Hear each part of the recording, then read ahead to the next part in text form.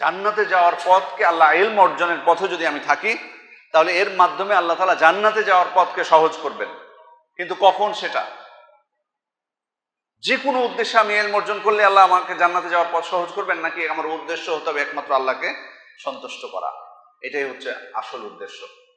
কারণ যদি ইলম অর্জনের যারা আমার উদ্দেশ্য হয় যে মানুষের কাছে আমি প্রশংসা করাবো, মানুষ আমাকে অনেক বড় আলেম বলবে, অনেক বড় স্কলার বলবে, এটা যদি উদ্দেশ্য হয়, তাহলে তো আল্লাহ রাসূল সাল্লাল্লাহু আলাইহি ওয়াসাল্লাম বলে গেছেন, সহিহ বুখারী মুসলিমের বর্ণনা, ইন্না আউয়ালা খালকিল্লাহ তুসআরু বিহিমুন নার ইয়াউমাল কিয়ামাহ সালাসা, আল্লাহ তাআলা 3 প্রকার ব্যক্তিকে দিয়ে জাহান্নামের আগুন প্রজ্বলিত করবেন।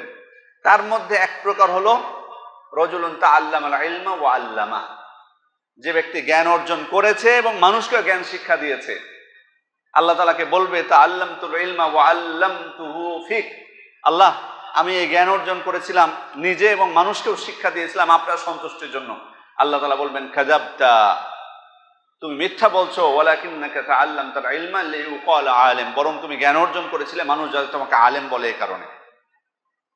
তাহলে বোঝা যাচ্ছে যে যদি জান্নাতে যাওয়ার পথ সহজ হবে ইলম অর্জনের মাধ্যমে, কিন্তু যদি আমার উদ্দেশ্য হয় আবার যে মানুষ আমাকে আলেম বলবে, তখন আমাকে দিয়েই জাহান্নামের অগ্নি প্রজ্বলিত করা হবে।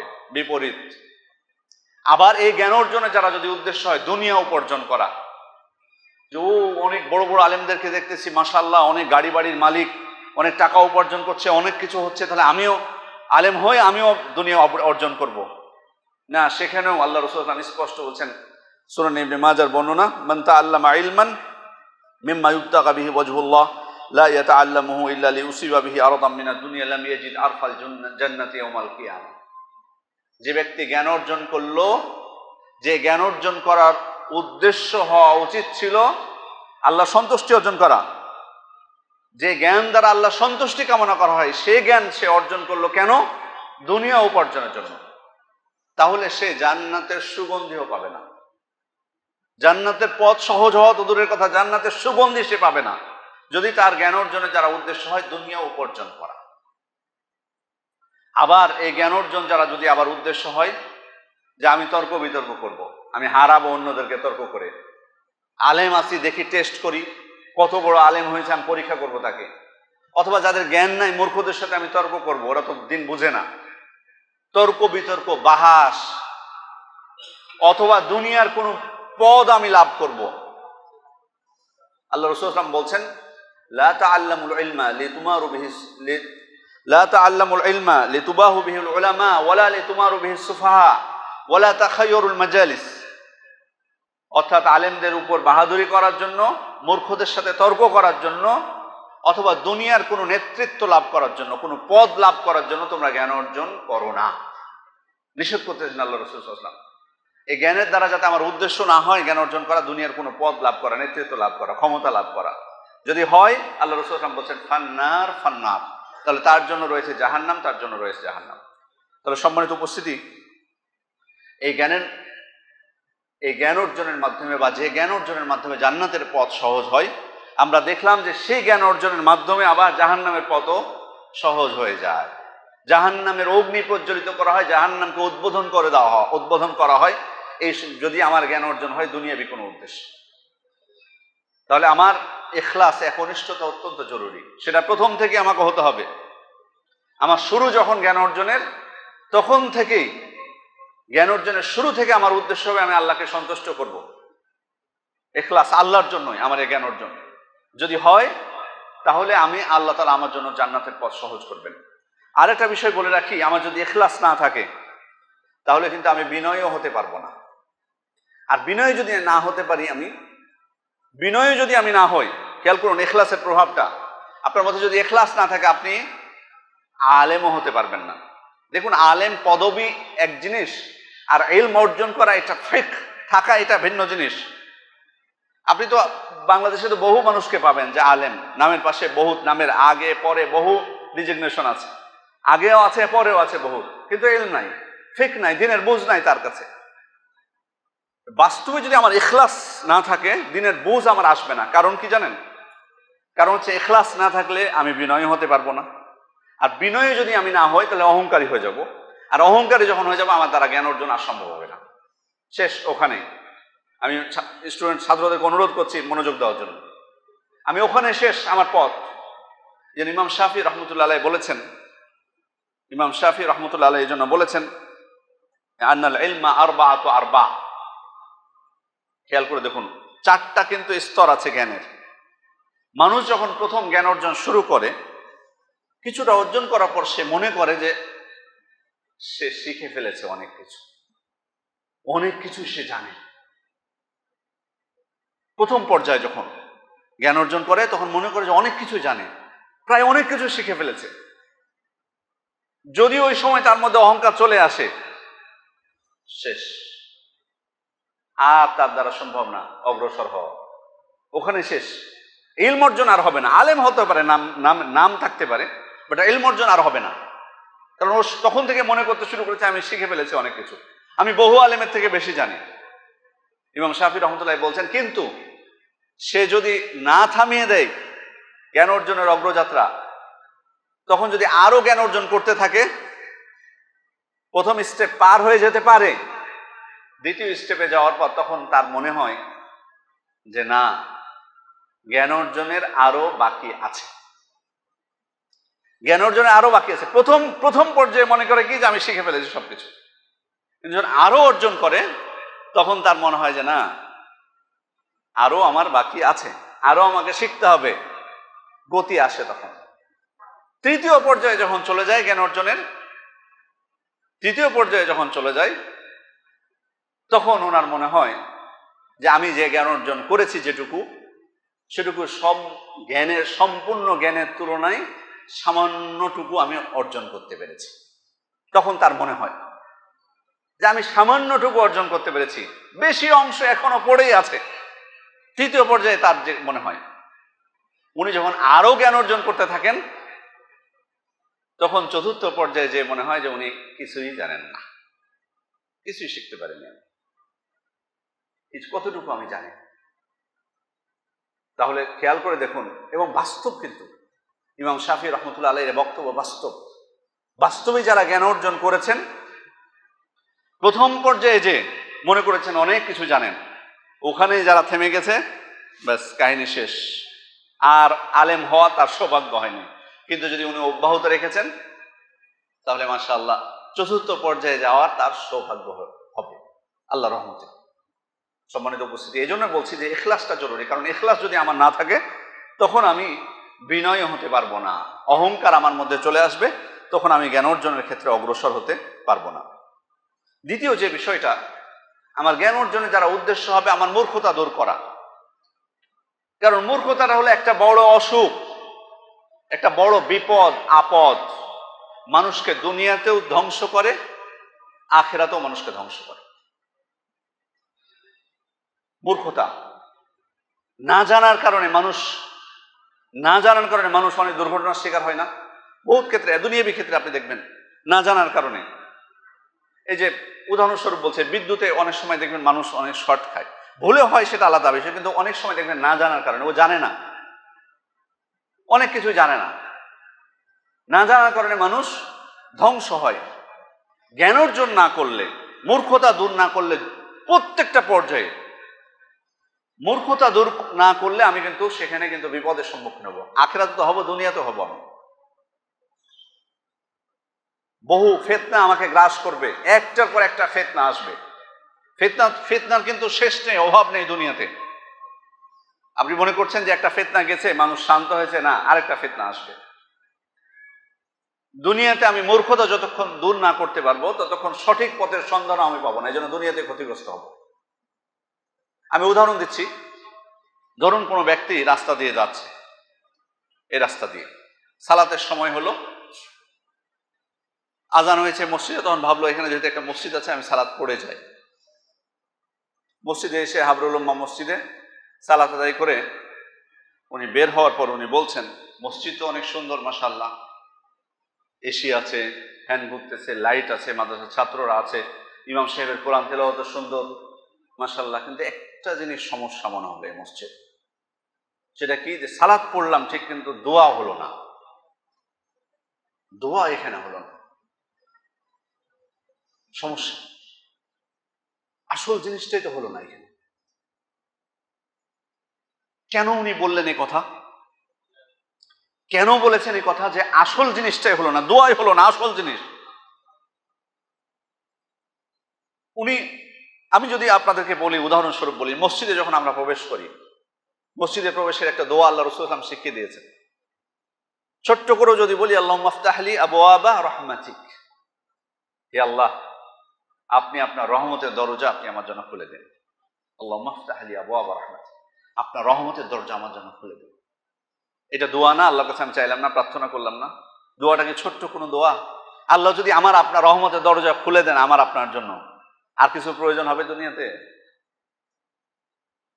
মসজিদে প্রবেশ করছেন দোয়া দিয়ে, কিন্তু মসজিদে এসে সালাতে দণ্ডায়মান হলেন, সূরা ফাতিহার পূর্বে দোয়া, আল্লাহুম্মা বাঈদ বাইনি ওয়া বাইনা খাতায়ায়া কামা বা'আদতা বাইনাল মাশরিকি ওয়াল মাগরিব।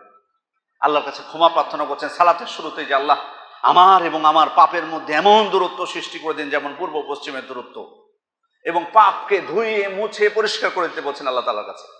সূরা ফাতিহা শুরু করছেন, সূরা ফাতিহার মধ্যে আল্লাহ তাআলার কাছে প্রার্থনা করছেন, আল্লাহ, আপনি আমাকে সরল সঠিক পথ দান করুন। রুকু করছেন, রুকু থেকে উঠে দোয়া করছেন, সিজদায় যাচ্ছেন, কত দোয়া সিজদার মধ্যে, দুই সিজদার মাঝখানে দোয়া পড়ছেন, আল্লাহুম্মা গফিরলি ওয়ারহামনি ওয়াহদিনি ওয়াফিনি ওয়ারজুকনি। কত দোয়া আল্লাহর কাছে, ক্ষমা চাচ্ছি, রিজিক চাচ্ছি, সুস্বাস্থ্য চাচ্ছি, কি নাই ওখানে? আল্লাহুম্মা গফিরলি, আল্লাহ আমাকে ক্ষমা করুন, ওয়ারহামনি, আমার উপর রহমত বর্ষণ করুন, ওয়াহদিনি, হেদায়েত দান করুন, আল্লাহুম্মা গফিরলি ওয়ারহামনি ওয়াহদিনি ওয়াআফিনি, হে আল্লাহ, আপনি আমাকে সুস্থতা দান করুন, নিরাপত্তা দান করুন, রিজিক দান করুন। সুবহানাল্লাহ। আর তারপর ওয়াজবুরনি বা ওয়ারফানি যদি যোগ করেন তাহলে তো আরো কি বাকি আছে আমার চাইতে আল্লাহ তাআলার কাছে? হ্যাঁ, আছে, বাকি আছে আরো। আল্লাহ তাআলা আরো দোয়া করার সুযোগ দিয়েছেন সালাম ফিরার পূর্বে। আল্লাহুম্মা ইন্নী যালামতু নাফসি যুলমান কাসীরান ওয়া লা ইয়াগফিরু যুনুবা ইল্লা আনতা, হে আল্লাহ, আমি আমার নিজের উপর অনেক জুলুম করে ফেলেছি, আপনি ছাড়া কেউ ক্ষমা করতে পারে না। কত দোয়া ভরপুর না? সালাম ফিরিয়েছি। আমি মসজিদ থেকে বের হয়ে যখন আমি বলছি যে আমি কিছুই পেলাম না এখানে, আসল জিনিসটাই নেই, দোয়া, তার মানে সমস্যা হচ্ছে আমার অসুবিধা। সমস্যা কোথায়? সমস্যা হচ্ছে আমার অজ্ঞতা। এই কথা বলেছি কেন? আমার অজ্ঞতার কারণে আমি বলেছি। যদি আমি বুঝতাম যে আমি মসজিদে প্রবেশ করা থেকে বের হই, আপনি যখন বের হন তখনও দোয়া পড়ে বের হই, তখন আমি দোয়া পড়ে বের হই। কিন্তু কেন আমার মুখ দিয়ে কথা বের হলো যে সবই পেলাম, সবকিছুই ভালো, কিন্তু আসল জিনিসটাই নেই, দোয়াটাই নেই? কারণ আমি বুঝতেই পারিনি আসলে যে মসজিদে প্রবেশ করা থেকে বের হওয়া পর্যন্ত আমি কি চেয়েছি বা কেনই বা এসেছিলাম আসলে এখানে। মূল সমস্যা হচ্ছে কি? এবং এই জন্য কিন্তু ফিতনা সৃষ্টি হচ্ছে সমাজে, ফিতনা সৃষ্টি করছে অনেক মানুষ, যে এরা পথভ্রষ্টকারী, এরা অমুকের দালাল, এই দালাল, এই দালাল, কারণ এরা আসল জিনিসটা উঠিয়ে দিয়েছে। আল্লাহ তাআলার কাছে একটু দোয়া করবো কেঁদে কেটে, এটাই উঠিয়ে দিয়েছে, এটাই নাই। কেন? কেন তারা উল্টো আপনাকে, উনারা ফিতনা সৃষ্টি করে উল্টো আপনাকে ফিতনা সৃষ্টিকারী কেন বলছেন? কারণ একটাই সমস্যা, সেটা হচ্ছে আমার জ্ঞান নেই, মূর্খতা। এই মূর্খতা আমাকে ধ্বংস করছে। এই কারণে আমি আরেকজনকে মিথ্যা অপবাদ দিচ্ছি, গালি দিচ্ছি। আমি বলছি যে অমুকে ইহুদিদের দালাল, আরেকজন মানুষকে বলতেছি। কিসের জন্য? আপনি যখন আরেকজনকে বললেন, ওইটা আপনার দিকে, ও যদি না হয়ে থাকে সেটা কিন্তু আপনার দিকে ফিরে আসবে। সেটা তাহলে আপনি ধ্বংস করলেন না নিজেকে? নিজেকে ধ্বংস করলেন দুনিয়াতে। তাহলে মূর্খতা কিভাবে মানুষকে ধ্বংস করে? আর এই জন্য আখেরাতে মূর্খতার কারণে মানুষ কিন্তু আফসোস করবে, মূর্খতার কথাই বলবে, লাউ কুন্না নাসমাউ আও নাকিলু মা কুন্না ফি আসহাবিস সাঈদ। আমরা যদি শুনতাম, বুঝতাম, তাহলে জাহান্নামে থাকতাম না। আল্লাহ তাআলাকে বলবে জাহান্নামীরা। মানে মনোযোগ দিয়ে যে শুনতাম, ইনসাফ সহকারে শুনতাম আলেমের কথাগুলো, যারা বলছিল হকের কথা, তাদের কথাগুলো বোঝার চেষ্টা যদি বাস্তবে করতাম, তাহলে আজকে আমাকে জাহান্নামে থাকতে হতো না। তাহলে মূর্খতার কথাই কিন্তু বলবে কিয়ামতের দিন, যে আমি মূর্খ কেন ছিলাম। কারণ শোনা এবং বোঝা, এটা কি? এটার মাধ্যমে তো নিজের মূর্খতা দূর হয়, জ্ঞান অর্জন হয়। এটা হলো জ্ঞান অর্জনের পথ। তার মানে এই জ্ঞান থেকে যখন আমি দূরে থাকবো, তাহলে আমি মূর্খতার জন্য আফসোস করতে হবে আমাকে কিয়ামতের দিন। এই জন্য জ্ঞান অর্জনের উদ্দেশ্য যাতে হয় নিজের মূর্খতা দূর করা। বিভিন্ন কিছু মূর্খতা আছে, দূর করতে হবে। কারণ খেয়াল করে দেখুন, মূর্খতা জিনিসটা কত খারাপ, যে একজন মানুষকে, মানুষের মর্যাদা নষ্ট করে ফেলে এই মূর্খতা। মানুষ তার মানবিক মর্যাদা পায় না। এবং এই জন্য আল্লাহ তাআলা বলছেন, ওয়ালাকাদ যারআনা লিজাহান্নামা কাসীরাম মিনাল জিন্নি ওয়াল ইনস। অর্থাৎ আল্লাহ তাআলা বলছেন যে আমি বহু মানুষ এবং জিনকে সৃষ্টি করেছি জাহান্নামের জন্য। বহু মানুষ এবং জিনকে সৃষ্টি করেছি জাহান্নামের জন্য। কারা তারা? লাহুম কুলুবুন লা ইয়াফকাহুনা বিহা, তাদের এমন অন্তর আছে যেটা দ্বারা তারা বোঝে না। ওয়ালাহুম আয়ুনুন লা ইউবসিরুনা বিহা, তাদের এমন চোখ আছে যেটা দিয়ে তারা দেখে না। ওয়ালাহুম আযানুন লা ইয়াসমাউনা বিহা, তাদের এমন কান আছে যেটা দিয়ে তারা শুনে না। তার মানে কারা তারা? খেয়াল করে আমরা দেখেছি জ্ঞান অর্জন করতে গেলে আমাকে কিন্তু সবগুলো কিন্তু প্রয়োজন। প্রকৃত জ্ঞান অর্জন করতে গেলে যে কথাগুলো বলা হচ্ছে, অন্তর দিয়ে বোঝা, চোখ দিয়ে দেখা, কান দিয়ে শোনা, এটা ছাড়া জ্ঞান অর্জন হবে না? এগুলো জ্ঞান অর্জনের মাধ্যম। তাহলে আল্লাহ তাআলা বলছেন যে আমি বহু মানুষকে সৃষ্টি করেছি জাহান্নামের জন্য। তারা কারা? যাদের এমন অন্তর যেটা দিয়ে তারা বুঝে না, এমন চোখ যেটা দিয়ে তারা দেখে না, এমন কান যেটা দিয়ে তারা শোনে না। তার মানে জ্ঞান থেকে দূরে ছিল। আবার আল্লাহ তাআলা তাদের সম্পর্কে বলছেন উলাইকা কাল আনআম, তারা হচ্ছে চতুষ্পদ জন্তুর মতো। বাল হুম আদাল, বরং চতুষ্পদ জন্তুর থেকেও খারাপ, নিকৃষ্ট। কারণটা কি? চতুষ্পদ জন্তু বানিয়ে দেওয়া হলো মানুষকে। মানুষ, আমি যে মানুষ নিজেকে দাবি করি, খুব সম্মানের অধিকারী মনে করি যে আমাকে সভাপতির আসনে বসিয়েছে, আমি কতই না বড় হয়ে গেছি। কিচ্ছু নাই। সাময়িক আপনার টাকা পয়সা আছে, ওই জন্য আপনাকে ওই চেয়ার দিয়েছে। সাময়িক আপনার ক্ষমতা আছে, ওই জন্য আপনাকে ওই চেয়ারে বসিয়েছে, ওই জন্য বড় করে অতিথির কাতারে নাম লিখেছে। আপনার জ্ঞান নেই। আল্লাহ তাআলা বলছেন যে আপনি হচ্ছেন চতুষ্পদ জন্তুর মতো, অথবা তার থেকেও নিকৃষ্ট। চলে গেছে মানুষের আর কি মর্যাদা থাকলো? আমার মূল কারণটাই হচ্ছে আমি জ্ঞান অর্জন করিনি, আমি নিজের মূর্খতাকে দূর করিনি আমি। অথচ খেয়াল করে দেখুন, একটা পশু যে কুকুর, নিকৃষ্ট একটা প্রাণী। নিকৃষ্ট প্রাণী এই কারণে বলছি যে কুকুর আপনার সামনে দিয়ে গেলে আপনার সালাত নষ্ট করে ফেলে, যে কালো কুকুরকে শয়তান বলা হয়েছে হাদিসে, যে কালো কুকুরকে হত্যা করতে বলা হয়েছে, যে কুকুরের মূল্য হারাম, যে কুকুর বাড়িতে বিনা কারণে কেউ রাখলে যে কুকুর বিনা কারণে কেউ যদি পালন করে, প্রতিদিন তার নেকি থেকে 2 কিরাত করে নেকি কমতে থাকে। 1 কিরাত সমান একটা উহুদ পাহাড়ের সমান।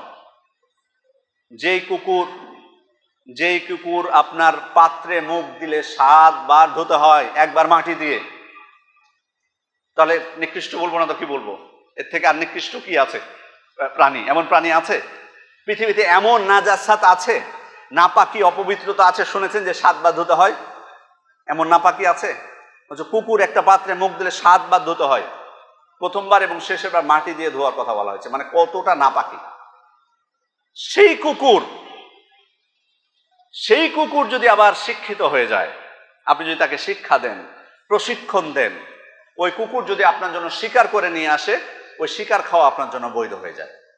এই যে আরসালতা কালবাকাল মুআল্লাম, যদি তোমার শিক্ষিত কুকুরকে তুমি শিকারের জন্য প্রেরণ করো, ফাকাতালা ফাকুল, এরপর ওই শিকারটা মরেও যায়, তবুও তুমি খাও।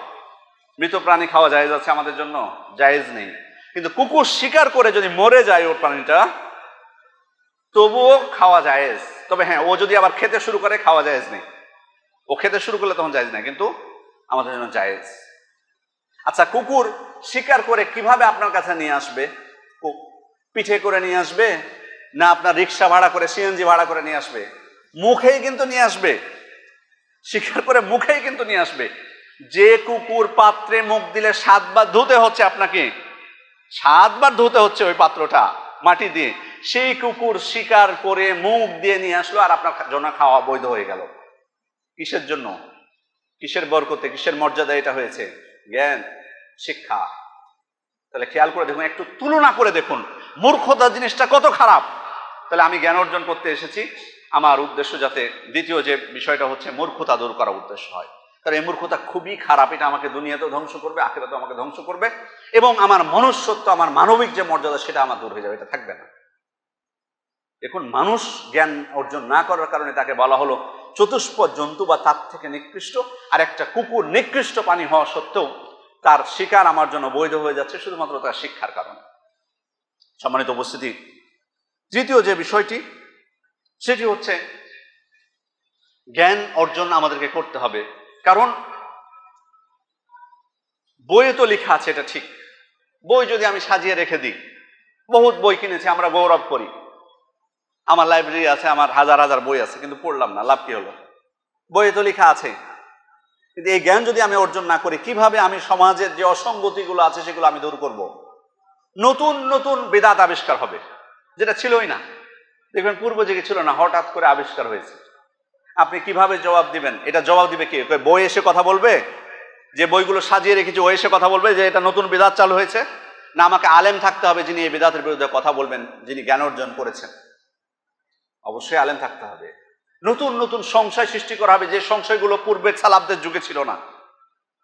সালাফরা ওই বিষয়ে কথাই বলে যাননি, সেটার কথা বলবে কে? বইয়ে কথা বলবে না, বইয়ে কথা বলবে না। বই থেকে যিনি জ্ঞান অর্জন করবেন উনি কথা বলবেন। আলেম প্রয়োজন সেজন্য। এই জন্য শরীয়তের পক্ষ যদি আমি ডিফেন্স করতে চাই, তখন আমাকে আলেমটা খুব জরুরি, ইলমটা খুব জরুরি। আর এটা হবে যারা প্রকৃত জ্ঞান অর্জন করবে, তারাই, তাদের দ্বারাই সম্ভব, তারাই কথা বলতে পারবে, তাদের দ্বারাই এই যোগ্যতা অর্জন করা সম্ভব। চতুর্থ বিষয় হচ্ছে জ্ঞান অর্জনের মাধ্যমে আমার জীবনে বরকত হবে। প্রকৃত আমি আলেম হতে পারবো যদি এই ইলম অনুযায়ী আমি আমল করি। তবে ইলম অনুযায়ী যদি আমল করি তাহলেই আমি প্রকৃত আলেম হতে পারবো। সে ইলমে আল্লাহ তাআলা আমাকে বরকত দান করবেন। আমি আমল যদি না করি তাহলে সে ইলমে বরকত আসবে না। কারণ কিয়ামতের দিন কিন্তু ইলম কতটুকু আমি অর্জন করেছিলাম, আমার সার্টিফিকেট কি ছিল, গ্রেড কত ছিল, সে বিষয়ে কিন্তু আমাকে জিজ্ঞেস করা হবে না। জিজ্ঞেস করা হবে যেটুকু জ্ঞান তুমি অর্জন করেছিলে সেটুকু দ্বারা আমল করেছিলে কিনা। ওয়ান ইলমিন মাযা আমিলা ফিহি, সে জ্ঞান দ্বারা কি আমল করেছে সেটা কিন্তু জিজ্ঞেস করা হবে। এই জন্য জ্ঞান অর্জন করার পর আমি জ্ঞান বিতরণ করছি কিন্তু নিজে আমল করছি না, জ্ঞান আমি বিতরণ করছি কিন্তু নিজে আমল করছি না, তাহলে সেই জ্ঞান দ্বারা, সেই জ্ঞানটা আল্লাহ রাসূল সাল্লাল্লাহু আলাইহি ওয়াসাল্লাম কি বলছেন? ইমাম বাজ্জার রাহমাতুল্লাহ আলাইহি হাদিসটি বর্ণনা করেছেন, শেখ আলবানী রাহমাতুল্লাহ আলাইহি সহিহ বলছেন। তিনি বলছেন মাসালুল্লাযী, আল্লাহ রাসূল সাল্লাল্লাহু আলাইহি ওয়াসাল্লাম বলছেন মাসালুল্লাযী তাআল্লামান নাস,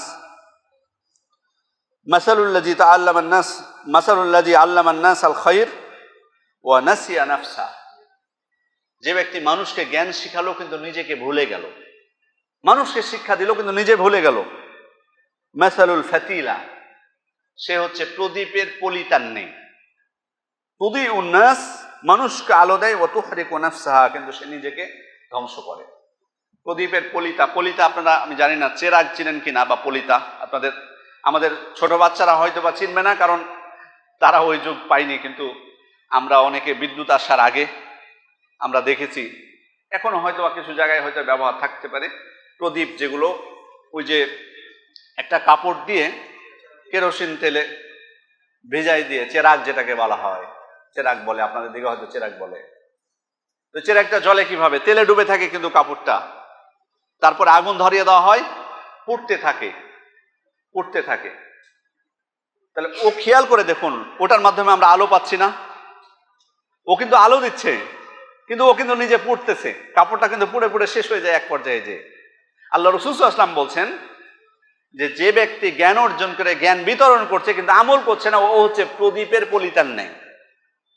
প্রদীপের পলিতান নেই, যে মানুষকে আলো দেয় কিন্তু নিজে পুড়ে পুড়ে ধ্বংস হয়। এই ব্যক্তি মানুষকে আলো দিচ্ছে, জ্ঞান বিতরণ করছে কিন্তু নিজে পুড়ে পুড়ে শেষ হচ্ছে আমল না করে। সুবহানাল্লাহ, কত সুন্দর উদাহরণ আল্লাহ রাসূল সাল্লাল্লাহু আলাইহি ওয়াসাল্লাম বুঝিয়ে দিয়েছেন। সুতরাং যেটুকু আমি জ্ঞান অর্জন করছি সেটুকু অবশ্যই সেটার আমল আমার মধ্যে থাকতে হবে, না হলে ওই ইলমে আল্লাহ তাআলা আমার বরকত দান করবেন না। সম্মানিত উপস্থিতি, এরপর হচ্ছে ইলম অনুযায়ী দাওয়াত দেওয়া। আমি জ্ঞান অর্জন করলাম, আমল করলাম নিজে, কিন্তু আমি মানুষকে ডাকলাম না, মানুষকে আমি দাওয়াত দিলাম না। দাওয়াতের ক্ষেত্রেও বিপরীতটাও আবার, আমি জ্ঞান অর্জন করলে আমি যেমন দাওয়াতও দিব সেটা মানুষকে, আবার আমি যদি দায়ী হই, আমার জন্য জ্ঞানটা খুব জরুরি বিষয়। আমি দায়ী বলছি যে আমি একজন দায়ী দিনের, বাট আমার মধ্যে জ্ঞান নেই, ওই দাওয়াত আমি কাজে আসবে আমার? আমি মানুষকে সঠিক পথে ডাকতে পারবো? প্রত্যেক ব্যক্তি, প্রত্যেক মুসলিমের দায়ী হওয়া উচিত, কিন্তু তার সাধ্য অনুযায়ী, তার সাধ্য অনুযায়ী। দাওয়া এবং ফতিয়া দুইটা ভিন্ন জিনিস। অর্থাৎ আপনি সাধারণ দায়ী, মানুষকে অসৎ পথে যারা আছে তাদেরকে আপনি বুঝিয়ে সৎ পথে নিয়ে আসছেন। সালাত আদায় করেন না তাদেরকে আপনি মসজিদে নিয়ে আসছেন। যারা মাদকাসক্ত তাদেরকে আপনি সেটা পরিত্যাগ করতে বলছেন। যারা সুদ খাচ্ছে তাদেরকে আপনি সুদ পরিত্যাগ করতে বলছেন। এটা একটা দাওয়াত। ফতোয়া কিন্তু ভিন্ন জিনিস। দায়ী হলে যে আপনাকে মুফতি হয়ে যেতে হবে এটা কিন্তু না, কারণ ওখানে গেলে আমাকে অনেক জ্ঞানের প্রয়োজন। আমার যদি গভীর জ্ঞান না থাকে তাহলে কিন্তু আমি ফতোয়া দিতে পারবো না, আমার পক্ষে সম্ভব না। তখন মানুষ বিভ্রান্ত হবে, ক্ষতিগ্রস্ত হবে। নিজে আমি ধ্বংস হব, মানুষকে আমি ধ্বংস করব। কেন? আল্লাহ রাসূল সাল্লাল্লাহু আলাইহি ওয়াসাল্লামের যুগে সাহাবা ইকরামের মধ্যে একজন মাথায় আঘাতপ্রাপ্ত হলেন। মাথায় আঘাতপ্রাপ্ত হয়ে উনার ওই রাতে গোসল ফরজ হয়ে গেল। উনি মনে করলেন যে গোসল করলে হয়তো আমি ক্ষতিগ্রস্ত হব, মাথায় আঘাত পেয়েছেন। তার সাথীদেরকে জিজ্ঞেস করলেন, হাল তাজিদুনা লি রুখসা ফি তায়াম্মুম, তোমরা কি আমার জন্য তায়াম্মুমের কোনো ছাড় আমার আছে কিনা? তোমরা কি দেখছো যে আমার তায়াম্মুম করার অধিকার আছে? আমি তায়াম্মুম করতে পারবো কিনা, সে ছাড় আমার আছে কিনা? তো তারা বললেন, লাম নাজিদ লাকা রুখসা ওয়া আনতা তাকদিরু আলাল মা, তুমি তো পানি ব্যবহার করতে পারছো, পানি নাড়তে পারতেছো, কোনো সমস্যা হচ্ছে না তোমার জন্য, আমাদের মনে হয় না যে তোমার তায়াম্মুম করার সুযোগ আছে। উনি তখন গোসল করে নিলেন, মারা গেলেন। এই সংবাদ আল্লাহ রাসূল সাল্লাল্লাহু আলাইহি ওয়াসাল্লামের কাছে পৌঁছলো। তখন তিনি বললেন, কাতালাহুমুল্লাহ, এরা এই ব্যক্তিকে হত্যা করেছে, আল্লাহ তাদেরকে ধ্বংস করে দিক। প্রশ্ন করলো না কেন? না জেনে কথা বললো কেন? কারণ তখন পানি ব্যবহারটা তার জন্য ক্ষতিকর ছিল, মারাত্মক ঝুঁকি ছিল, তায়াম্মুমের সুযোগ ছিল, কিন্তু ফতোয়া দিয়েছেন ভুল। ফতোয়া ভুল দেওয়ার কারণে একজন মানুষ মারা গেলেন। খেয়াল করে দেখুন, ভুল ফতোয়ার কারণে একজন মানুষ মারা গেল, আবার ওরাও আল্লাহ রাসূল সাল্লাল্লাহু আলাইহি ওয়াসাল্লামের দোয়ার অন্তর্ভুক্ত হয়ে গেল। আল্লাহ রাসূল সাল্লাল্লাহু আলাইহি ওয়াসাল্লাম কি ভালো দোয়া করেছেন? এখানে বলেছেন আল্লাহ তাদেরকে ধ্বংস করুক। তাহলে কিভাবে মানুষ ভুল ফতোয়া দেওয়ার কারণে মানুষকে ক্ষতিগ্রস্ত করে, নিজে ক্ষতিগ্রস্ত হয়? 99 জন ব্যক্তিকে হত্যা করেছিল বনু ইসরায়েলের, সবগুলো এগুলো বুখারী মুসলিমের হাদিস, স্পষ্ট। 99 জনকে হত্যা করার পর খুঁজছিল না যে তওবা করার সুযোগ আছে কিনা, কে বলবে, ফতোয়া দিবে, খুঁজতেছে, কিন্তু ভুল লোকের কাছে চলে গেছে। যার কাছে গেছে আবেদ, সন্ন্যাসী, ইবাদত করতো, কিন্তু জ্ঞান তো তার কাছে ছিল না। সে তখন বলল যে 99 জন, সর্বনাশ। একজন মানুষকে হত্যা করা কত ভয়াবহ বিষয় আল্লাহ তাআলার কাছে। একজন মানুষকে হত্যা করা মানে পৃথিবীর সমস্ত মানুষকে হত্যা করা। একজন মুমিনকে হত্যা করা পৃথিবী ধ্বংস হয়ে যাওয়ার থেকে আল্লাহ তাআলার কাছে ভয়াবহ বিষয়। তো ওনার মনে হয়েছে যে একজন মানুষকে হত্যা করা এত, আপনি 99 জনকে হত্যা করেছে, না তোমার তওবা নাই, ভুল ফতোয়া দিয়েছে। যখন বলেছে তওবা নাই, তখন ওকেও দিয়েছে, ওকেও হত্যা করেছে, 150 করেছে। পরে সঠিক আলেমের সন্ধান পেয়েছেন, হকপন্থী আলেমের, উনি বলেছেন, মান ইয়াহুলু বাইনাকা ওয়া বাইনা তাওবাতিকা, তোমার এবং তোমার তওবার মধ্যে কে প্রতিবন্ধকতা সৃষ্টি করবে? স্বয়ং আল্লাহ তাআলাই তো তওবার পথ খুলে রেখেছেন। কুল্লি ইবাদিয়াল্লাযিনা আসরাফু আলা আনফুসিহিম লা তাকনাতু মির রাহমাতিল্লাহ, আমার বান্দাদেরকে বলে দাও, যারা নিজেদের উপর জুলুম করেছো, তোমরা আমার রহমত থেকে নিরাশ হয়ো না। ইন্নাল্লাহা ইয়াগফিরু যুনুবা জামিআন, নিশ্চয় আল্লাহ সকল পাপকে ক্ষমা করে দেন। সুতরাং তওবা আছে তোমার। তারপরে ঘটনাটা জানেন, লম্বা ঘটনা। উনি তওবা করেছেন, কিন্তু তার মৃত্যুর ফেরেশতা এসেছে। পরের ঘটনা আমি যেটা বলতে চাচ্ছি, ভুল ফতোয়া দেওয়ার কারণে কি ক্ষতি হলো?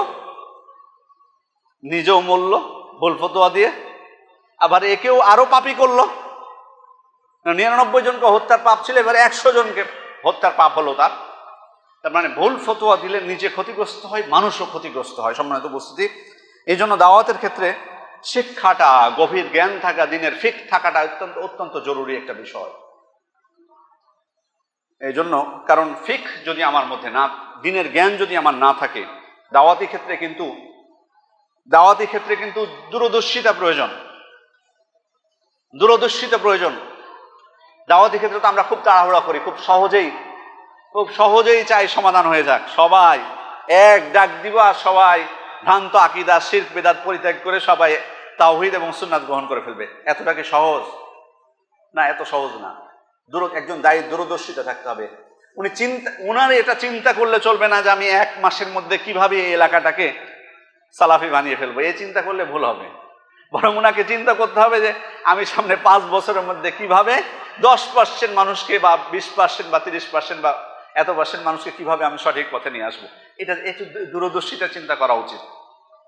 আল্লাহ রাসূল সাল্লাল্লাহু আলাইহি ওয়াসাল্লাম দাওয়াতের ক্ষেত্রে তায়েফে যখন গেলেন, মার খেলেন, জিবরিল আলাইহিস সালাম চলে আসলেন পাহাড়ের ফেরেশতাকে নিয়ে, এসে বললেন, আল্লাহ রাসূল সাল্লাল্লাহু আলাইহি ওয়াসাল্লাম আপনার উপর কি নির্যাতন তারা করেছে আল্লাহ তাআলা দেখেছেন, আমাকে পাঠিয়েছেন, আমার সাথে পাহাড়ের ফেরেশতা আছে। আপনি বলুন, আপনি যদি অনুমতি দেন, পাহাড়ের ফেরেশতা তাদেরকে দুই পাহাড়ে চিপে তাদেরকে পিষিয়ে দিবে। আপনার উপর নির্যাতন করেছে তারা। আল্লাহ রাসূল সাল্লাল্লাহু আলাইহি ওয়াসাল্লাম কি বলেছিলেন? বাল আরজু আন ইউখরিজাল্লাহু মিন আসলাবিহিম মান ইয়াবুদুল্লাহ ওয়াহদাহু লা ইউশরিকু বিহি শাইআন। না, প্রয়োজন নেই, বরং আমি আশা করি যে তাদের মধ্যে থেকেই, তাদের বংশধরদের থেকে এমন কেউ আসবে যারা এক আল্লাহর ইবাদত করবে, তার সাথে শিরক করবে না। বাস্তবে হয়েছে, তাদের বংশধর থেকে পরবর্তীতে এসেছে যারা এক আল্লাহর ইবাদত করেছে, শিরক পরিত্যাগ করেছে। দূরদর্শিতা, এটাই হচ্ছে দূরদর্শিতা। উনি একদিনের কথা ভাবছেন না, এখনকার কথা ভাবছেন না, ভবিষ্যতে আসবে, হবে। এই দূরদর্শিতা আমার আসবে কিভাবে? আমার যদি জ্ঞান না থাকে আসবে না তো। হুদাইবিয়ার সন্ধি বড় প্রমাণ আমাদের। রাসূল সাল্লাল্লাহু আলাইহি ওয়াসাল্লামের জীবনী পড়া, অধ্যয়ন করা প্রত্যেকটা দায়ের জন্য, প্রত্যেকটা দিনী ভাইদের জন্য যারা আমি দিন চর্চা করি, খুব গুরুত্বপূর্ণ। প্রত্যেকটা পয়েন্ট আপনি সিরাতের দেখবেন আমাদের জন্য দৃষ্টান্ত। কিভাবে দাওয়াত দিয়েছেন আল্লাহ রাসূল সাল্লাল্লাহু আলাইহি ওয়াসাল্লাম। আমি দায়ী হব, অথচ রাসূলের জীবনীটাই আমার জানা থাকবে না, যিনি প্রধান দায়ী। 23 বছরের দাওয়াতি জীবন কিভাবে কেটেছে, শুরু হলো কিভাবে, প্রত্যেকটা পদে পদে। হুদাইবিয়ার সন্ধিতে কি ছিল? গেছিলেন কিন্তু উমরার উদ্দেশ্যে, কেউ কথা বলবে না। জুমার খুতবা চলা অবস্থায় দিনী আলোচনা হলে তো কথা বলার সুযোগ নেই, বিশেষ করে জুমার খুতবা হলে এটা কিন্তু আলাদা হুকুম। সব বরবাদ হয়ে যাবে আমার, এখানে বসে থাকে অনর্থক হবে। বলছিলাম হুদাইবিয়ার সন্ধি উনি গেলেন কি করতে? উমরা করতে গেছিলেন, কিন্তু যুদ্ধ করতে যাননি, গেছিলেন উমরা করতে। কত বছর পর? দীর্ঘ 6 বছর পর মদিনায় আসার পর উমরা করতে যাচ্ছেন তিনি। উনি বললেন যে উমরা কিন্তু করব, আমরা যুদ্ধ করতে যাচ্ছি না, কিন্তু তারা যদি বাধা দেয় আমরা প্রতিরোধ করব। আল্লাহ রাসূল সাল্লাল্লাহু আলাইহি ওয়াসাল্লাম এটা বলে সাহাবা ইকরামকে নিয়ে গেলেন। যাই হোক, ইতিহাস আমি লম্বা বলছি না। বাধাগ্রস্ত হলেন, সন্ধি হলো। সন্ধি চুক্তিতে কি হলো? চুক্তি দেখে অনেকে হতবাক হয়ে গেলেন, মনে করলেন এটা আমাদের পরাজয়। বিশেষ করে ওমর ইবনুল খাত্তাব রাদিয়াল্লাহু আনহু, উনি নিজেই নিরাশ হয়ে গেছেন। আল্লাহ রাসূল এটা কি হলো? লেখা আছে যে এবছর মুসলিমরা উমরা না করে ফিরে যাবেন, সামনের বছর আসবেন, উমরা করতে 3 দিন থাকবেন, 3 দিন উমরা করে আবার চলে যাবেন। 10 বছর যুদ্ধ বিগ্রহ বন্ধ থাকবে। কোনো পক্ষ যদি মুহাম্মদ সাল্লাল্লাহু আলাইহি ওয়াসাল্লামের সাথে একত্রিত হতে চায়, সে পারবে মুহাম্মদ সাল্লাল্লাহু আলাইহি ওয়াসাল্লামের সাথে একত্রিত হতে। এখন কেউ যদি কুরাইশদের সাথে থাকতে চায়, কুরাইশদের সাথে থাকতে পারবে, এবারে স্বাধীনতা আছে, কেউ কারো উপর কোনো জবরদস্তি নেই। তারপরে শেষে বলা হলো যে কাফেরদের কেউ যদি পালিয়ে মুহাম্মদ সাল্লাল্লাহু আলাইহি ওয়াসাল্লামের কাছে চলে যায়, মুহাম্মদ সাল্লাল্লাহু আলাইহি ওয়াসাল্লাম তাকে ফেরত দিতে বাধ্য থাকবেন। কিন্তু মুসলিমদের কেউ পালিয়ে কাফেরদের কাছে চলে গেলে কাফেররা তাকে ফিরিয়ে দিতে বাধ্য থাকবে না। শর্তগুলো দেখে মনে হবে যে এগুলো মুসলিমদের বিপক্ষে গেছে, স্বাভাবিক বাহ্যিকভাবে। কেন উমরা করতে দেওয়া হবে না, এবছর ফিরে যেতে হবে, নেতিবাচক। তারপরে শেষেরটাও খেয়াল করে দেখুন, শেষের যেটা, এটাও কিন্তু নেতিবাচক। শেষেরটা বলা হচ্ছে কি, যে কাফেরদের কেউ মুসলিমদের কাছে গেলেও ফেরত দিতে বাধ্য, কিন্তু মুসলিমদের কেউ কাফেরদের কাছে গেলে ফেরত দিতে তারা বাধ্য থাকবে না। সাহাবা ইকরাম মন খারাপ করলেন, ওমর ইবনুল খাত্তাব মন খারাপ করলেন, আল্লাহ রাসূল সাল্লাল্লাহু আলাইহি ওয়াসাল্লাম বুঝালেন, আবু বকর রাদিয়াল্লাহু আনহু তাকে বুঝালেন। কি ঘটলো খেয়াল করে যদি একটু দেখি, কাফেররা তো অনুমতি দিয়েছে সামনে বছর উমরা করার। এতদিন তারা কি বলেছিল? যে মুসলিমদেরকে মসজিদে হারামে আমরা প্রবেশ করতেই দিব না, প্রবেশ করতেই দিব না, তাদের অস্তিত্বই রাখবো না। তার মানে অস্তিত্ব স্বীকার করেছে। ওই জায়গা থেকে ফিরে এসে তারা নমনীয় হয়েছে। এতদিন বলছিল অস্তিত্ব, প্রবেশই করতে দিবে না মসজিদে হারামে, এখন কি স্বীকার করলো না যে সামনে বছর এসে উমরা করতে হবে? তার মানে পিছে হটেছে কিনা? পিছে হটেছে তারা, পিছু হটেছে তারা। 10 বছর যুদ্ধ বন্ধ থাকবে, এতদিন বলেছে যুদ্ধ চলতেই থাকবে যতদিন না নিশ্চিহ্ন করা যায় মুসলিমদের। কারণ বলছে না 10 বছর যুদ্ধ বন্ধ থাকবে, তার মানে তারাও হাঁপিয়ে গেছে, আর পাচ্ছে না। তারপর বলছে যে চাই মুসলিমদের সাথে থাকতে মুসলিমদের সাথে থাকবে, যে চাই কাফের মুশরিক কুরাইশদের সাথে থাকতে সে কুরাইশদের সাথে থাকবে। এতদিন বলছিল যে মুহাম্মদ সাল্লাল্লাহু আলাইহি ওয়াসাল্লামের কাছে কেউ যাওয়া চলবে না, কেউ গেলেই তার উপর আক্রমণ করতো তারা। আর এখন বলছে কোনো সমস্যা নেই, যাও, স্বাধীনতা। ফিরে এসছে না, পিছু হটেছে কিনা? এখন সবটাই কিন্তু ইতিবাচক ছিল। শেষেরটা মনে হবে যে এটা কেমন হলো?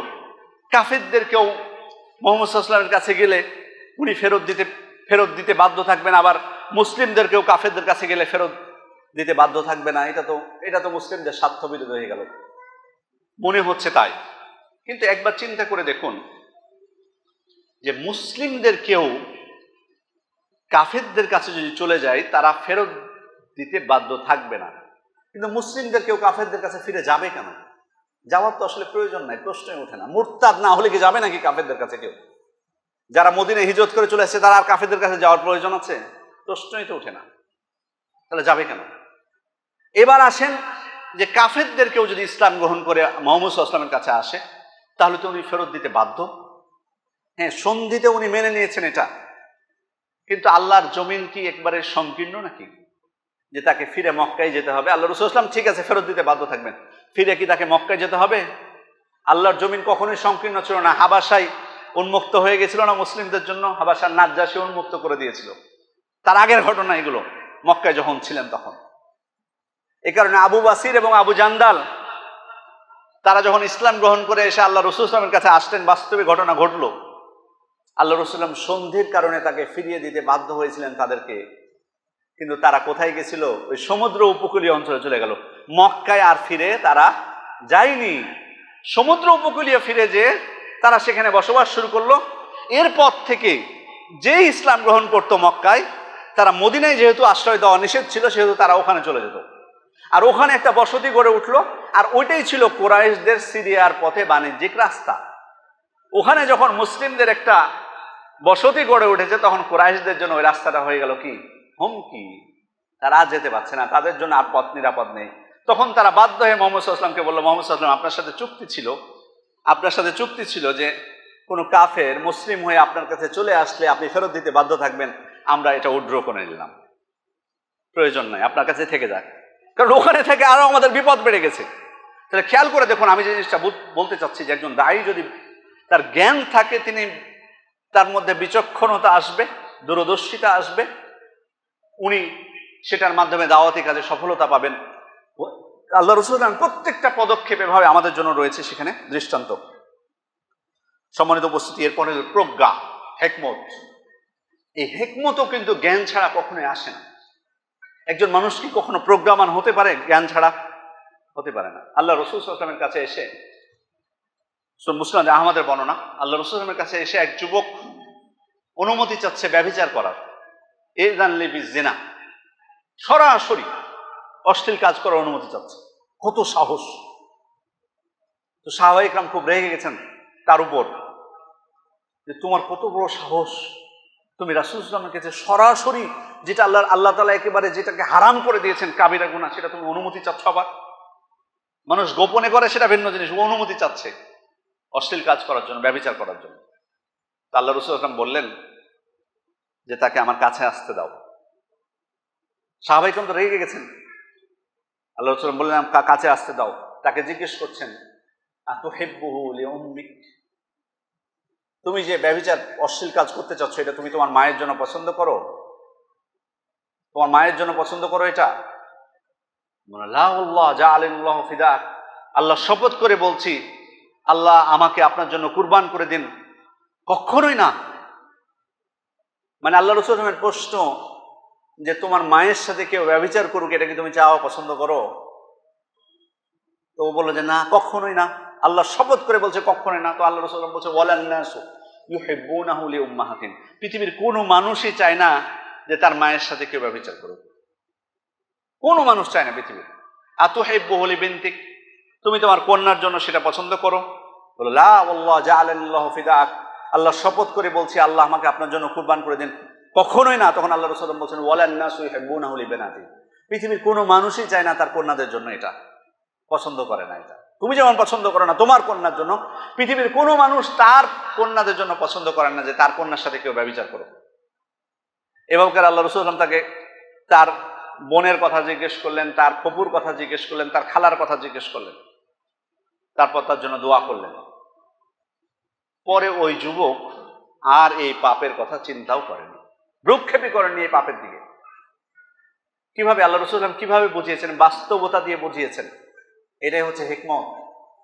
সাহাবায়ে কেরাম তো রেগে গেছিলেন, রেগে যে যদি তাকে মেরে পাঠিয়ে দিতেন, ও বুঝতো কিন্তু তার মধ্যে ঢুকিয়ে দিয়েছেন এখন। বাস্তবে তো তাই।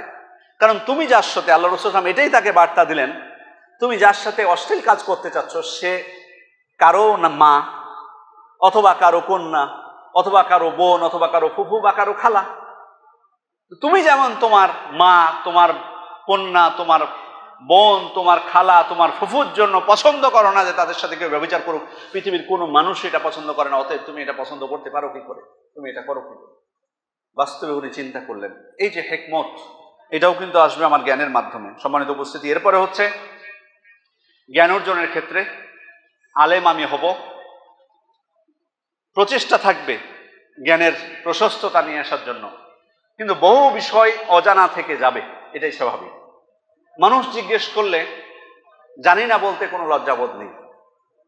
কখনোই যেন এমন অহংকার না চলে আসে যে আমি জানি না বললে এটা তো আমার জন্য দুর্বল পয়েন্ট, মানুষ তো আমাকে দুর্বল আলেম ভাববে, আমাকে আর জিজ্ঞেস করবে না, আমাকে হয়তো আর খুতবা দেওয়ার সুযোগ দিবে না, আমাকে হয়তো আর ওয়াজের মাঠে স্থান দেবে না।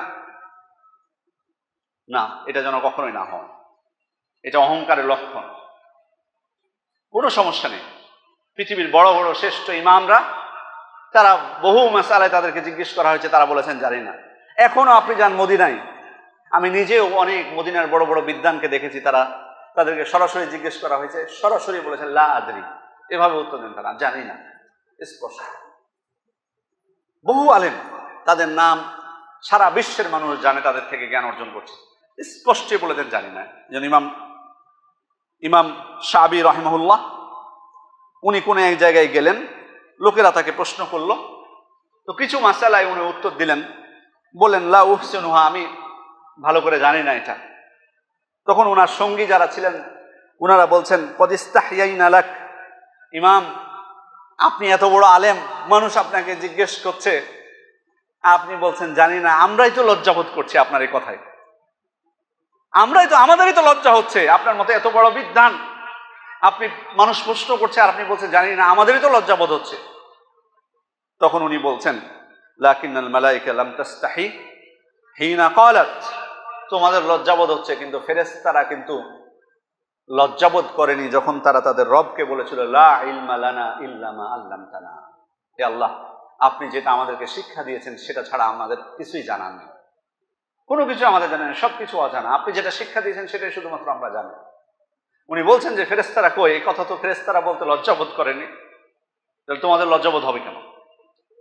সম্মানিত উপস্থিতি, এরপরে যে জিনিসটা গুরুত্বপূর্ণ সেটা হচ্ছে জ্ঞান অর্জন করলে আমার ইলমে যখন প্রশস্ততা আসবে, প্রশস্ততা আসলে আমি বুঝতে পারবো যে কোন জিনিসটা কতই, সেটা স্পষ্টভাবে সেখানে অমীমাংসিত, আর কোনটা মীমাংসিত আর কোনটা অমীমাংসিত। আকীদা বিষয় মীমাংসিত বিষয়, কোনো কথা নেই এখানে, মতভেদ চলবে না। উসুল, মতভেদ চলবে না। আকীদার মাসালায় মতভেদ নেই। তবে ফিকহি মাসালায় এসে মতভেদ কিছু থাকবেই। এখানে যদি আমি বলি যে উম্মতকে এক করে ফেলবো আমি, এটা কিন্তু কোনোদিনই সম্ভব না। এই জন্য আপনি যত জ্ঞান অর্জন করবেন ততই জানতে পারবেন যে সালাফদের মধ্যে কিন্তু তারা কিন্তু ইচ্ছা করে মতভেদ করেননি, এবং এটা কিন্তু আল্লাহ তাআলার পরীক্ষা যে আমরা এগুলোকে নিয়ে ফিতনা সৃষ্টি করছি কিনা। তবে হ্যাঁ, অবশ্যই মনে রাখতে হবে আমাদের দেশের ফিকহি মতভেদ, আমাদের দেশে কিন্তু শুধুমাত্র যে দ্বন্দ্বগুলো আছে এগুলো শুধুমাত্র ফিকহি দ্বন্দ্ব নয়, বেশিরভাগ আকীদা কেন্দ্রিক দ্বন্দ্ব। যদিও বাহ্যিকভাবে উপস্থাপন করা হয় যে ফিকহি দ্বন্দ্ব, রফুল এজানের মাসালা জোরে আমিনের মাসালা বলে, কিন্তু আসলে কিন্তু আপনি যদি বাস্তবে দেখতে যান যে আকীদা কেন্দ্রিক সমস্যা, আকীদাতে সমস্যা, আপনি ফিকহার সমাধান করবেন কি? জোরে আমিন বলিয়ে রফুল এজান করিয়ে আপনি করবেন কি? মূল জায়গায় তো ইমানের ক্ষেত্রেই তো সমস্যা, সেটা হলো মীমাংসিত বিষয়, সেখানে কোনো মতভেদ চলবে না। সুতরাং সম্মানিত উপস্থিতি, কিছু মাসলা মাসাইল আছে সাহাবা ইকরাম তারাও এক হতে পারেননি, তাদের মধ্যেও কিছু মতভেদ ছিল। সুতরাং আমার জ্ঞানের প্রশস্ততা যত বাড়বে আমি সেখানে নমনীয় হতে পারবো সেই মাসলা মাসাইলগুলোতে। আল আমান আল ইলমিয়া, এটা অত্যন্ত গুরুত্বপূর্ণ বিষয় ইলম বহনের ক্ষেত্রে প্রত্যেকের। এটা আমি কিন্তু শুধুমাত্র ছাত্রদের উদ্দেশ্যে বলছি না, প্রত্যেকেই আমরা মুসলিম, আমাদের জ্ঞান অর্জন করা আমাদের উপর ফরজ। ইলমি আমানত অত্যন্ত গুরুত্বপূর্ণ বিষয়। আপনার কাছে মনে হয়েছে এই মাসালাটাই আসলে সঠিক কথা কোনটা মানব। একজন আলেম উনি যদি গবেষণা করতে যান যে এই মাসালাটাই আমার আসলে দেখা দরকার যে আসলে কোন মতটা শক্তিশালী, কোন মতের পক্ষে দলিল শক্তিশালী, ওনাকে কিন্তু ইনসাফ সহ গবেষণা করতে হবে। কারণ আপনি যদি গবেষণা শুরু করেন যে এই মতটাকে যেভাবে হোক শক্তিশালী আমাকে প্রমাণ করাই লাগবে, দিয়ে আপনি গবেষণা শুরু করলেন, তাহলে কিন্তু আপনি কিন্তু আপনার মতের পক্ষে বহু দলিল আদিল্লা যুক্তি পেয়ে যাবেন খুঁজতে গেলে। এটা দিয়ে যদি আপনি শুরু করেন যে এই মতটাকে আমি তারজিহ দিব, এই মতটাকে আমি শক্তিশালী বলবো, বা এটাকে আমি রাইট হিসেবে মানুষের সামনে বলবো, বহুত আপনি খুঁজতে লাগলেন, আপনার মতের পক্ষে যেটা আছে সেটাই আপনি খুঁজে খুঁজে বের করতেছেন। এটা ইলমি আমানত না, এটা আমানতের খেয়ানত হয়ে গেল। বরং আমার উচিত ছিল উভয় পক্ষের আলেমরা কি বলেছেন, উভয় পক্ষে কি দলিল আদিল্লা আছে সেটা খোঁজা। এক্ষেত্রে আমরা কিন্তু সবাই কিন্তু সুন্নি বিদাতি সবাই কিন্তু আমরা এক্ষেত্রে কিন্তু আমি যতটুকু দেখেছি যে অনেকেই কিন্তু এখানে এসে বিচ্যুতি ঘটে, ইলমি আমানত আমরা রাখতে পারি না। এটা অত্যন্ত গুরুত্বপূর্ণ বিষয়। কোনো মত, কার মত, কিসের মত, এটা দেখার বিষয় না। আমাকে আপনাকে নিরপেক্ষ দৃষ্টিভঙ্গি থেকে দলিলগুলো যাচাই বাছাই করতে হবে। সম্মানিত উপস্থিতি, সর্বশেষ যে বিষয়টি বলবো সেটি হচ্ছে, যেটি হচ্ছে স্টুডেন্টদের উদ্দেশ্য বলবো, আমরা যারা অভিভাবক আছি, সেটা হলো ইলম অর্জনের ক্ষেত্রে, আলেম হওয়ার ক্ষেত্রে খতিব হওয়াটা অবশ্যই গুরুত্বপূর্ণ বিষয়। যিনি আলেম হবেন উনি ভালো খতিব হওয়াটা অবশ্যই ভালো। কারণ ভালো খতিব না হলে উনি ওনার ইলমটা মানুষের কাছে পৌঁছে দিবেন কি করে। এবং এই জন্য কিন্তু প্রশিক্ষণ হওয়া উচিত। এই জন্য কিন্তু আমাদের প্রতিষ্ঠানগুলোতে কিন্তু ইসলাহুল বায়ান হয়, ছাত্রদেরকে ছোট থেকেই কিন্তু প্রশিক্ষণ দেওয়া হয়, যাতে তারা মানুষের সামনে উপস্থাপন যাতে ভালোভাবে প্রত্যেকটা বিষয় করতে পারে। ভালো জিনিস এটা আমরাও শিক্ষা দিই, কিন্তু একটা জিনিস মনে রাখতে হবে, আমার উদ্দেশ্য যাতে জ্ঞান অর্জনের জন্য না হয় যে বক্তা হওয়া। বা বহু প্রতিষ্ঠানে আমি দেখেছি কম বয়সে ভালো বক্তা হয়েছে, তারপরে শেষ, পড়াশোনা ওখানে শেষ। তারপর মঞ্চে উঠিয়ে দিয়েছেন, মেম্বারে উঠিয়ে দিয়েছেন, তারপরে তার আর পড়াশোনা নেই। তার পড়াশোনা হয়েছে মেম্বার কেন্দ্রিক, ওয়াজের মঞ্চ কেন্দ্রিক হয়ে গেছে পড়াশোনা। এটার দ্বারা আর আলেম হওয়া সম্ভব হবে না। কারণ তাকে আপনি প্রথম চান্সেই, ভালো কথা, তার এই মেধা ছিল, এটা তার একটা দক্ষতা, আল্লাহ তাআলা তাকে দিয়েছেন ভালো, সে উপস্থাপন সুন্দর করতে পারে, কিন্তু আপনি নষ্ট করতেছি এগুলো, তাকে টাকার মধ্যে ডুবিয়ে দিচ্ছি, টাকার লোভ চলে আসছে, তখন তার পড়াশোনাটা হয়ে যাচ্ছে, তার মূল লক্ষ্যটা হয়ে যাচ্ছে মেম্বার দখল করা, মঞ্চ দখল করা। এটা যেন না হয়। ছাত্রদেরকে বলছি, বক্তা হওয়াটা সহজ, কিন্তু আলেম হওয়াটা এত সহজ না। বহু বক্তা পাবেন, বক্তার অভাব নাই, আলহামদুলিল্লাহ, খতিবের অভাব নাই, কিন্তু প্রকৃত আলেমের অভাব, যার কাছ থেকে নিষ্কলুষ প্রকৃত ইলম আমি অর্জন করতে পারবো, মানুষকে সঠিক বিষয়টা শিক্ষা দিতে পারবে, ছাত্র তৈরি করতে পারবে। আলেম তো যিনি আলেম তৈরি করতে পারবেন। আমি এমন আলেম হলাম যে বক্তা, হ্যাঁ, মূর্খ মানুষদের সামনে কথা বলতে হবে আমাকে, কিন্তু শিক্ষিতদের সামনে কে বলবে? ছাত্রকে তৈরি করবে, আলেমকে তৈরি করবে। এই জন্য ইলম অর্জনটা যেন আমার মুখ্য উদ্দেশ্য হয়, বক্তব্যটা, ওয়াজটা, এটা যেন আমার মূল উদ্দেশ্য না হয়। তবে অবশ্যই সুন্দরভাবে কথা বলার যোগ্যতা আমার মধ্যে থাকতে হবে। এই জন্য আল্লাহ রাসূল সাল্লাল্লাহু আলাইহি ওয়াসাল্লাম সতর্ক করে গেছেন, সুনানে তিরমিজির হাদিস, ইন্নাকুমুল ইয়াউম, তার যুগের কথা বলেছে, ইন্নাকুমুল ইয়াউম ফি জামানিন কাসীরুন উলামাউহু কলিলুন খুতাবাহু, তোমরা এমন যুগে অবস্থান করছো যে যুগে আলেমদের সংখ্যা বেশি, খতিবদের সংখ্যা কম। এটা আল্লাহ রাসূল সাল্লাল্লাহু আলাইহি ওয়াসাল্লামের যুগের কথা। আলেমদের সংখ্যা বেশি, খতিবদের সংখ্যা, বক্তাদের সংখ্যা কম। কিন্তু আল্লাহ রাসূল সাল্লাল্লাহু আলাইহি ওয়াসাল্লাম সতর্ক করেছেন ওই হাদিসের মধ্যেই, ওয়ায়াতি বাদা যালিকা জামান কাসীরুন খুতাবাহু কলিলুন উলামাহু, একটা যুগ আসবে যখন খতিবদের সংখ্যা বেশি হবে, আলেমদের সংখ্যা কমে যাবে। সুতরাং এটা বাস্তব বিষয়, এই বিষয়ে সতর্ক হতে হবে যারা আমরা ইলম অর্জন করছি, বা যারা আমরা আলেম তৈরি করছি, বা আমাদের সন্তানদেরকে আমরা প্রকৃত আলেম হিসেবে দেখতে চাচ্ছি। আল্লাহ তাআলার কাছে দোয়া করি আমরা আন্তরিকভাবে, আল্লাহ যেন প্রকৃত অর্থে আমাদেরকে মুসলিম হওয়ার, জ্ঞানী, ইলম অর্জনকারী মুসলিম হওয়া তৌফিক দান করেন। প্রত্যেককে, আমাদেরকে দিনের বিধিবিধান, দিনের জ্ঞান অর্জন করা প্রত্যেকের উপর ফরজ। যেগুলো পালন করা আমাদের উপর অপরিহার্য বিষয়। খুঁটিনাটি বিষয় সেগুলো ফরজে কিফায়া, কিছু মানুষ জানলে হবে, কিন্তু আমার জীবনের জন্য যেটুকু জরুরি সেটা আমাদের প্রত্যেকের উপর ফরজ। সুতরাং আমাদের জীবনের জন্য যতটুকু অপরিহার্য বিষয় জ্ঞান অর্জন করা আল্লাহ যেন আমাদেরকে তৌফিক দান করেন, সেটুকু যাতে আমরা অর্জন করতে পারি এবং যেভাবে আল্লাহ তাআলা এবং আল্লাহ রাসূল নির্দেশনা দিয়েছেন সেগুলো অর্জন করতে এবং সে অনুযায়ী আমরা আমল করতে পারি এবং মানুষের কাছে সেটা পৌঁছে দিতে পারি। আল্লাহ আমাদেরকে সেই তৌফিক দান করুন। আমিন। বারাকাল্লাহু লানা ওয়া লাকুম ফিল কুরআনিল মাজিদ ওয়া নাফা'নি ওয়া ইয়্যাকুম বিমা ফিহি ওয়া ফি সুন্নাতিল মুসলিমিন আল আয়াতি ওয়া যিকরিল হাকীম। আকুলু মা তাসমাউন ওয়া আস্তাগফিরুল্লাহ লি ওয়া লাকুম ওয়া লিজামিল মুসলিমিন মিন কুল্লি যামবিন ফাস্তাগফিরুহু ওয়া তুবু ইলাইহি ইন্নাহু হুয়াত তাওয়াবুর রহিম।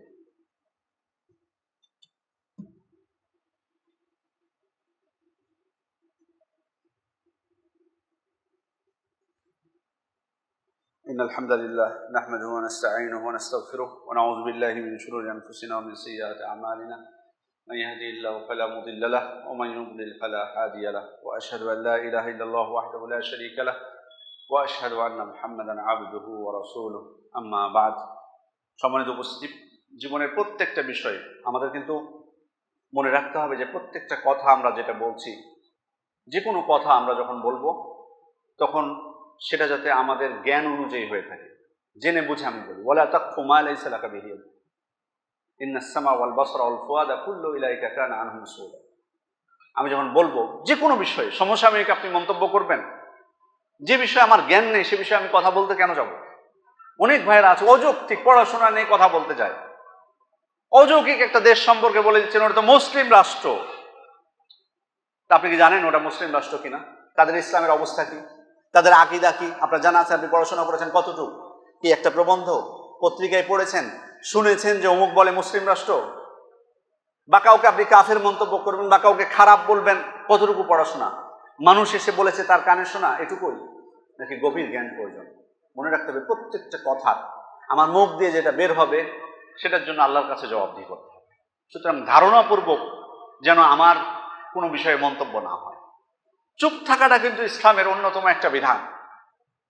এই জন্য কিন্তু চুপ থাকার কথা বলা হয়েছে, মান কানা ইউমিনু বিল্লাহি ওয়াল ইয়াউমিল আখির ফালিয়াকুল খায়রান আও লিয়াসমুত। যে ব্যক্তি আল্লাহ এবং পরকালের প্রতি ঈমান আনে সে যেন ভালো কথা বলে, নয়তো চুপ থাকে। মানে আমি যদি জানি নিশ্চিত যে এটা সঠিক কথা তখন আমি বলবো, আমার জানা না থাকলে আমি চুপ থাকবো। সব বিষয়ে আমাকে বিশেষজ্ঞ হতে হবে কে বলেছে? সবই বুঝি আমরা, বাংলাদেশের রাজনীতি সব জ্ঞান আছে, প্রত্যেকটা বিষয় ঘটতেছে আমি সেখানে মন্তব্য করছি। সারা বিশ্বে অমুক জায়গায় এটা হচ্ছে, সব কূটনীতিক জ্ঞান সব কি আমার আছে?